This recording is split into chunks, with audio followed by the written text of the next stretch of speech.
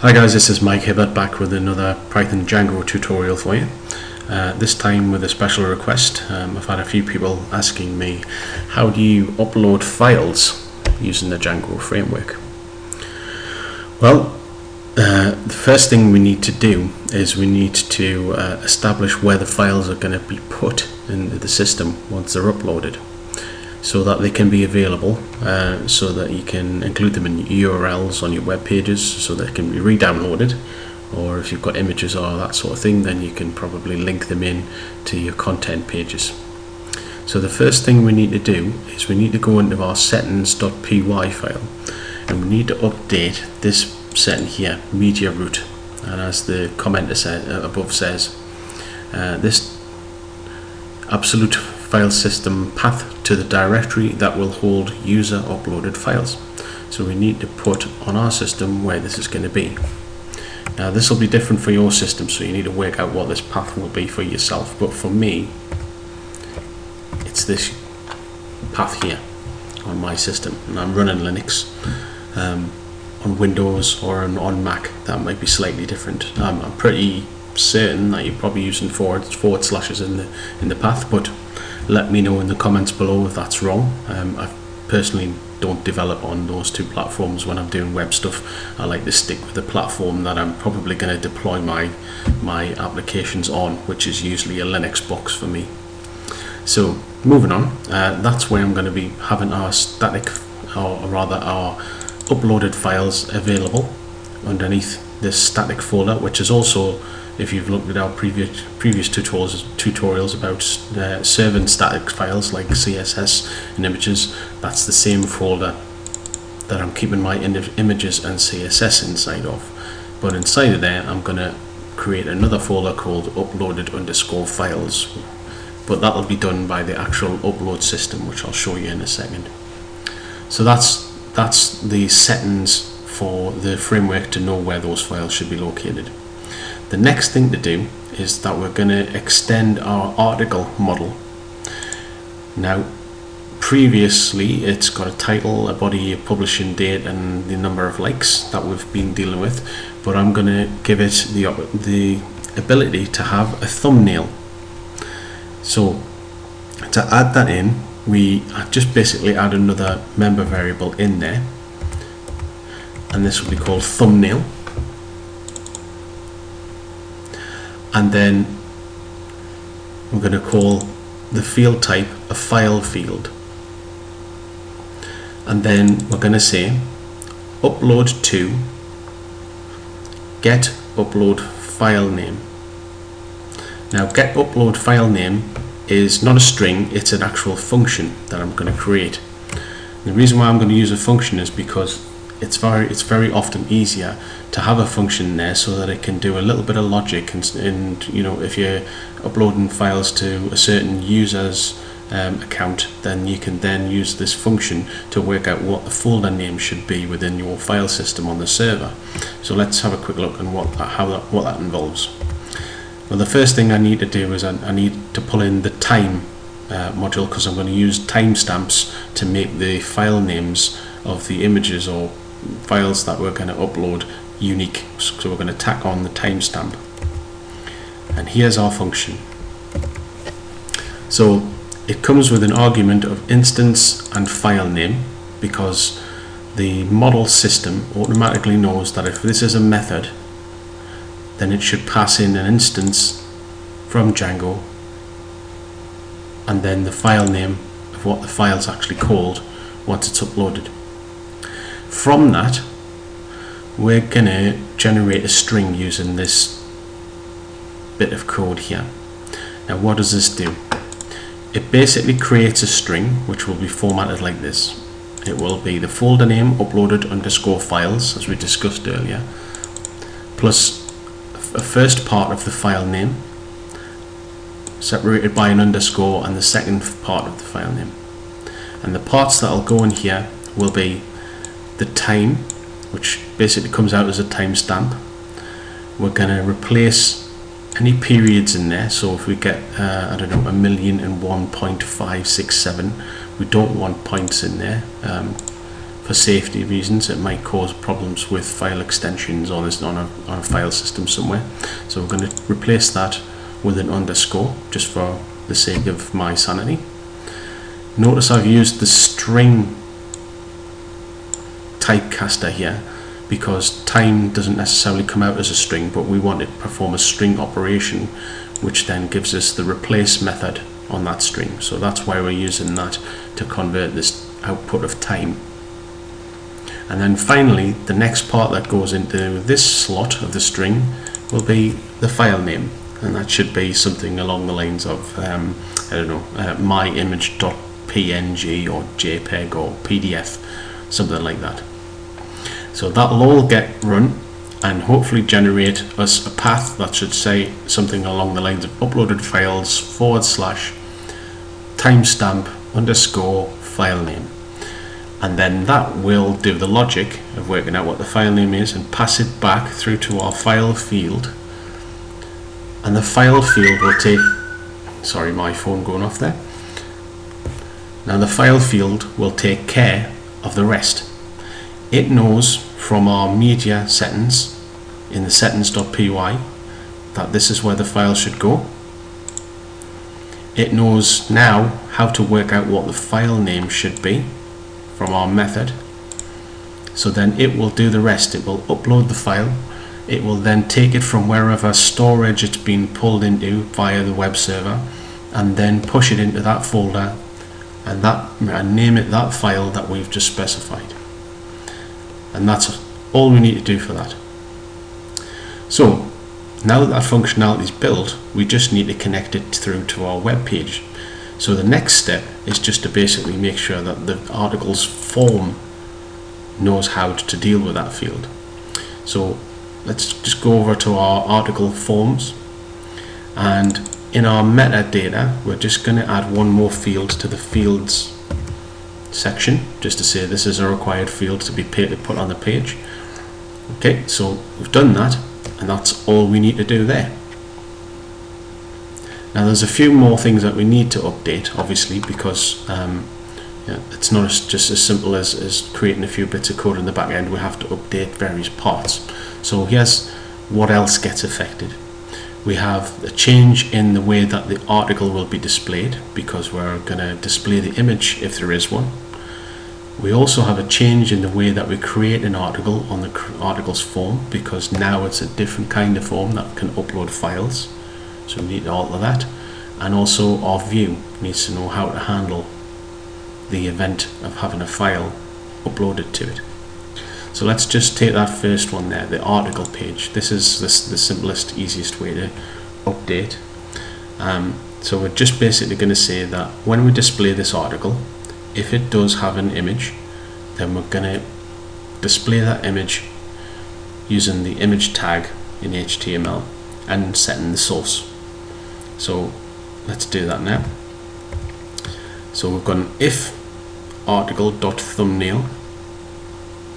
So if there's anything in there, if it's not an empty string, then do the following in between these two tags. Output a paragraph with an image which is located in the static assets folder under the folder uploaded _ files with the article thumbnail image name.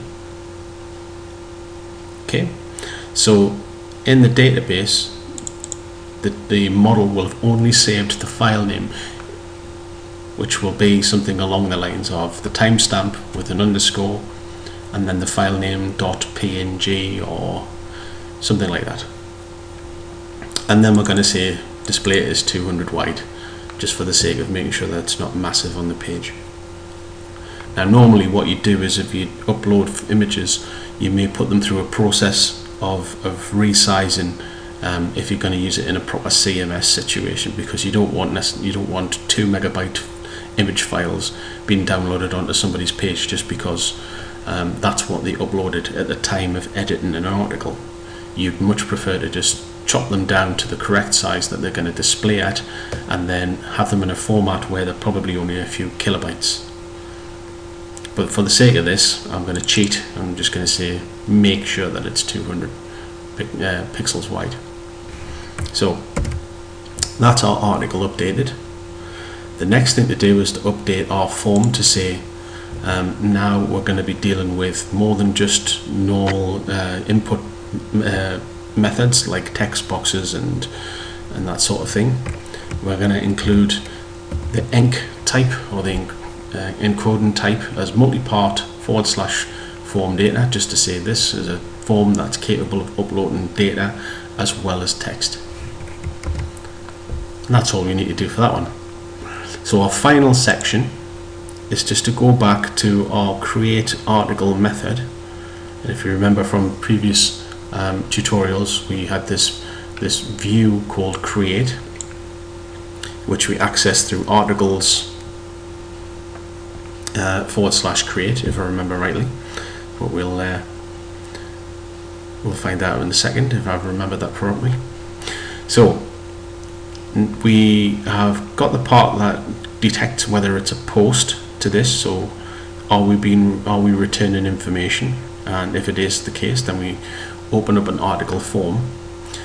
Because we've already tied in our form with our model, so this is a model form that automatically knows what goes on inside of this article model, it will know that there's this additional field that's a file field.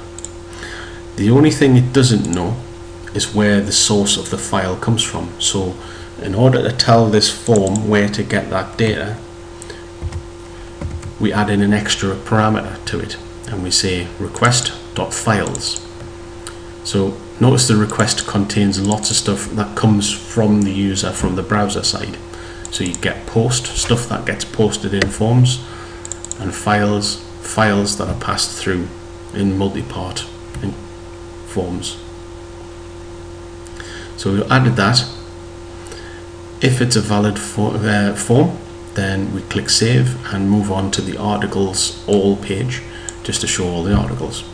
This page doesn't, this part of the code doesn't have to change just because we've added a file upload section. The only bit that really changes is this, just so that it knows where the files are coming from. And that's it, pretty much done. Now, at this point, we've obviously changed a lot of information. We've also changed what should go on in the database back end. And what you'll find is if you ran syncdb right now in the console, so if we did syncdb, that wouldn't work. It wouldn't update because previous tutorials have put data into the actual article tables. So if we've got data in there already, the syncdb would not update the schema inside there because it would lose all the data. So in order to get that out, we're going to use this new command that I haven't shown before, which is called dump data. What we're going to say is we're going to get the framework to dump the data in the article app into a file, which is going to be a JSON file because the output from this dump command is JSON.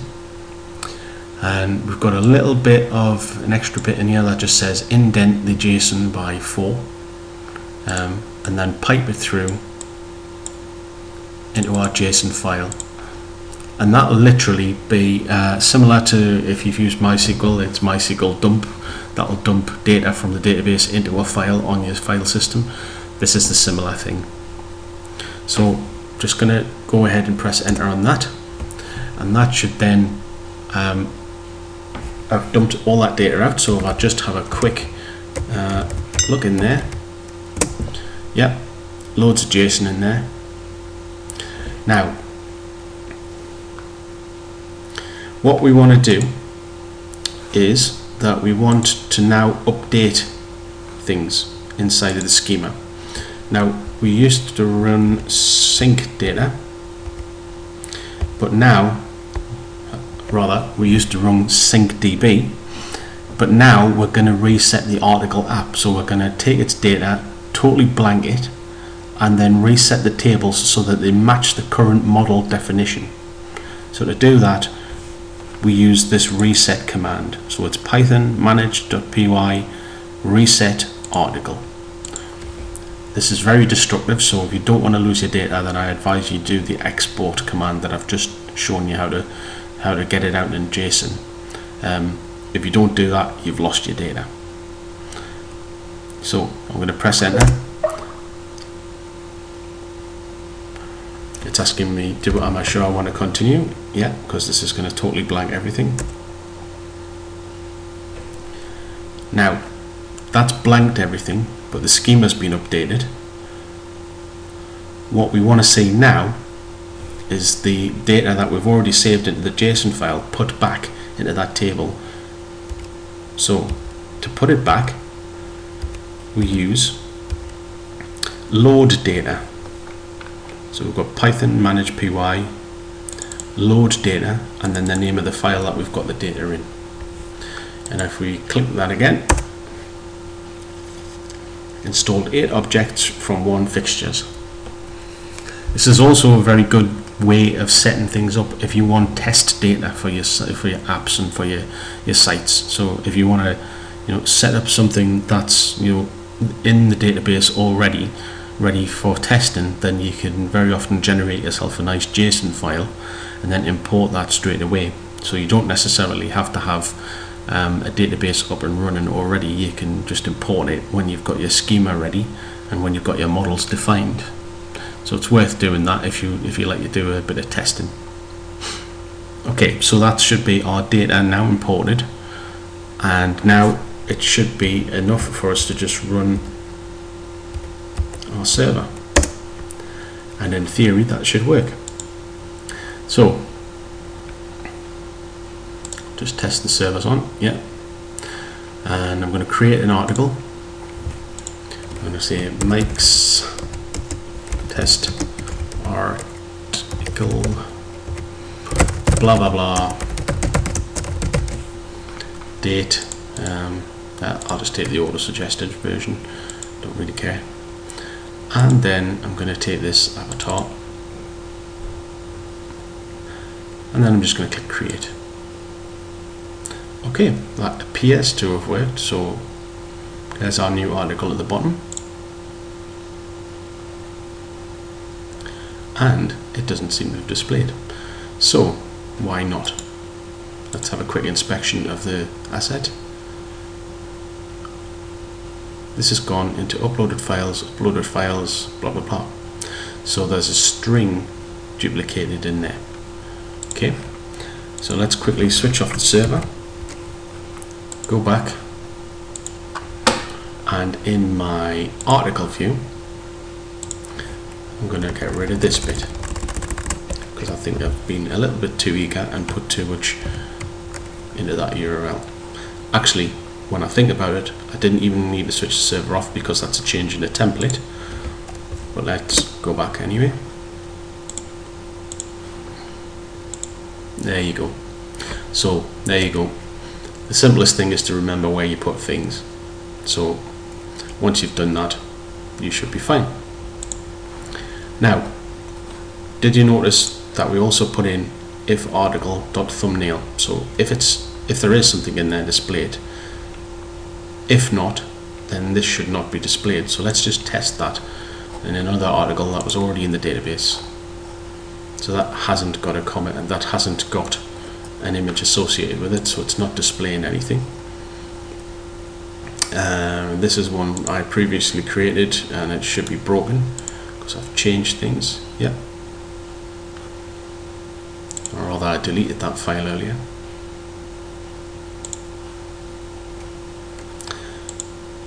And this one doesn't. So let's create one more just to have another little test. Next test article 2, and we'll just take the defaults for that. Take my company logo, blatant plug, sorry, and there you go. Okay, so that completes the this tutorial. I hope this was informative to you, and I hope that you learned something from it. If you liked this video, then please click the like button below, and if you want to know more about the Django and any future tutorials that are published, then please click the subscribe button and you'll get a message as soon as I post my next tutorial, which is probably going to be next Friday. So thanks for watching.